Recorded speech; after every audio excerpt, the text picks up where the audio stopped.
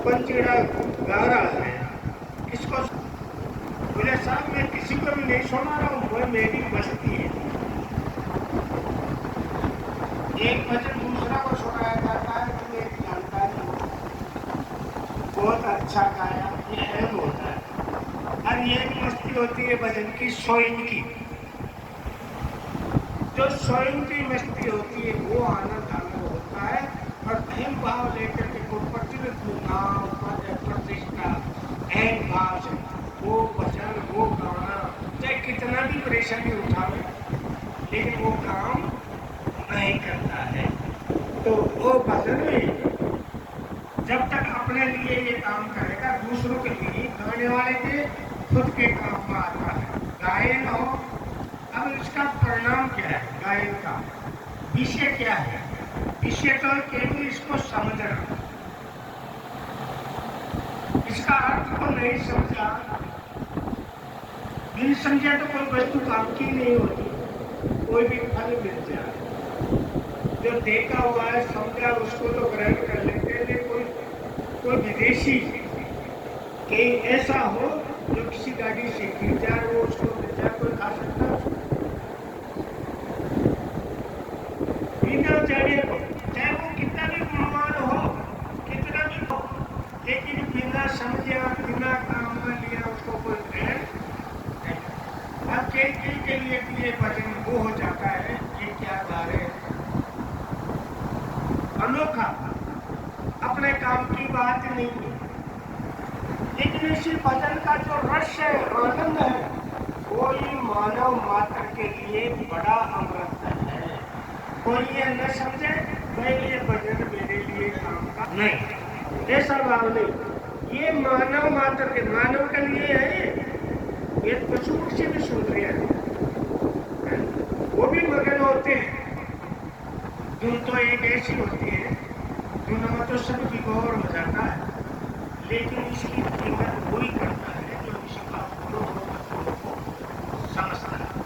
अब यह समझ कहाँ से आएगी? इसी को पकड़ने के लिए इस सत्संग में इसका लेना होता है कि ये भजन जो है, इसका जो भाव है, इसका जो आनंद है, वो स्वयं के काम में आने वाला है।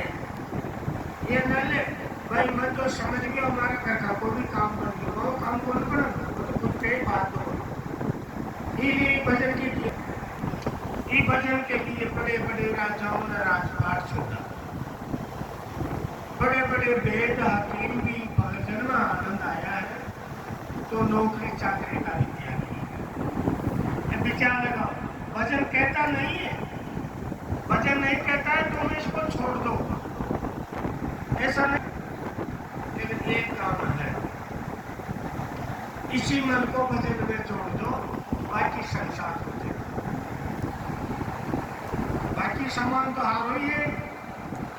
कई परमान्य केवल मन को प्रभु से जोड़ दो, भगवान से जोड़ दो, बाकी और संसार को है, संसार के काम में दिन और रात लो तकलीफ, लेकिन मन संसार में जोड़ दोगे तो भजन तुम्हारे काम में।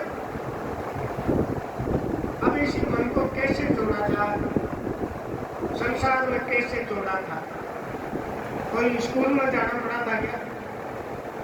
भाई बेटा स्त्री पुत्र कुटुंब परिवार गोत्र जाति इन जोड़िया कहीं विद्यालय में गया नहीं गया। क्यों? अपना माता पिता ही गुरुकुल है, कोई विद्यालय उनसे वो सारा समझ में आ गया। अब यहाँ ये विद्यालय है, ये गुरुकुल है, यही गुरु की जरूरत पड़ी, नहीं तो जरूरत ही कौन पड़े। इस विद्यालय में इसी मन को परमात्मा से जोड़ना पड़ेगा। सत्संग में नहीं बैठोगे तो देखो इसका परिणाम भी बताया, भजन वाणी बता रही है, इसी मन का स्वभाव भी बताया। मन तू गुरु सेवा वहां जोड़ने के लिए कहा, गुरु सेवा बिना, अगर वो गुरु सेवा नहीं की, वहां नहीं जोड़ा तो सब निष्फल भाई बिरथाए जाए जवान। ये जीवन बेकार चल जाएगा। इसीलिए मन को गुरु का वाक्यों में जोड़ दो, ऐसा कहा। संत की जो वाणी होती है वो जीवन के लिए बड़ा तगड़ा शस्त्र है। अपने जीवात्मा की रक्षा करने के लिए और कोई संसार में शस्त्र नहीं है, केवल गुरुवाणी है। गुरुवाणी है और शस्त्र तुम्हारा धरा है। शरीर को तो छेदन कर दोगे, टुकड़े टुकड़े कर दोगे, लेकिन इस आत्मा का कल्याण, ये जीव को सुख और शांति नहीं करेगा। तड़पता है जब बच्चे बाचा पड़िया है, कोनो ही मोक्ष से, कोनो ही मोक्ष से। तो संत कहता है कि भाई मोक्ष बनेगी तो जीते जी बनेगी। संतुष्ट तो कर लेते, मरने के बाद में मुक्ति में बहुत लगे हुए हैं, लेकिन शास्त्र विरुद्ध बात है, धर्म विरुद्ध बात है, मन गढ़ंत बात है।